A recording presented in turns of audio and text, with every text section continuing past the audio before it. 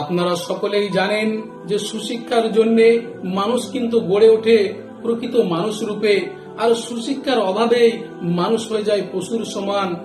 মানুষ আর পশুর মধ্যে কোনো পার্থক্য থাকে না, কোনো ডিফারেন্স থাকে না। এই জন্য আল্লাহ নবী সাল্লাল্লাহু আলাইহি সাল্লাম শুধু মক্কা মদিনাকে শিক্ষা কেন্দ্র গড়েননি, বরং তিনার পণ্ডিত মুহাদ্দিস সাহাবীদেরকে নিজের কাছে না রেখে তাদেরকে পাঠিয়ে দিয়েছিলেন তাদের প্রিয় জন্মভূমি হতে দূর দূরান্তে। তাই আল্লাহ নবী সাল্লাল্লাহু আলাইহি সাল্লামের যুগে দেখা যায় তিনি মক্কায় 26 জন সাহাবীকে রেখেছিলেন, ইরাকের কুফায় 51 জন সাহাবীকে রেখেছিলেন, আফ্রিকার মিশরে 16 জন সাহাবীকে রেখেছিলেন, খুরাসানে 6 জন এবং জজিরায় 3 জন সাহাবীকে রেখেছিলেন শুধু শিক্ষার জন্য। আল্লাহ নবী সাল্লাল্লাহু আলাইহি সাল্লাম শিক্ষাকে এত বেশি গুরুত্ব দিতেন যে তিনি বলতেন আল ইলমু নূর, শিক্ষা হচ্ছে জ্যোতি, আলো, যা মানুষকে অন্ধকারাচ্ছন্ন থেকে আলোর পথে পরিচালিত করে।